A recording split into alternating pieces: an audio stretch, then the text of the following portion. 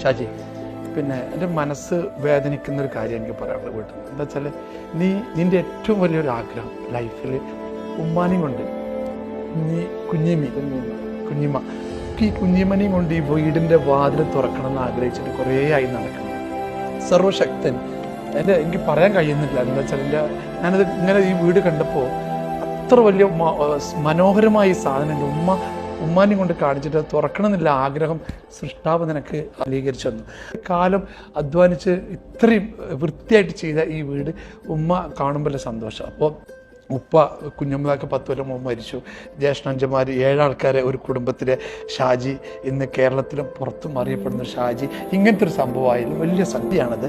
ഉമ്മാനെ സംബന്ധിച്ചിടത്തോളം എനിക്ക് പിന്നെയും പറയുന്നത് ആ ചാവി ആ വാതിൽ തുറക്കുന്ന രംഗം, നെറ്റിയിൽ ഒരു ഉമ്മ വെക്കുന്ന രംഗം മനസ്സിനെ വലിയ വേദനിപ്പിച്ചു, വലിയ സന്തോഷം. എല്ലാ ലോകത്തിലെ എല്ലാവർക്കും ഇങ്ങനെ കഴിയട്ടെ എന്ന് മാത്രം പ്രാർത്ഥിച്ചു.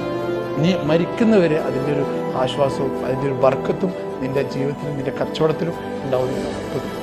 എല്ലാവരുടെയും ഏറ്റവും വലിയ ഭാഗ്യം എന്ന് പറയുന്നത് ഉമ്മച്ചിയാണ്. Thank you. ഉമ്മമാരുടെ പ്രാർത്ഥന എന്നവരെല്ലാത്തിനെക്കാട്ടും ഭയങ്കരമാണ് സത്യം. എല്ലാവരും ഉമ്മമാരെ സ്നേഹിക്കുക, മാതാപിതാക്കളെ സ്നേഹിക്കുക, അതാണ് നമ്മുടെ ജീവിതത്തിലെ ഏറ്റവും വലിയ. തീർച്ചയായിട്ടും. Thank you.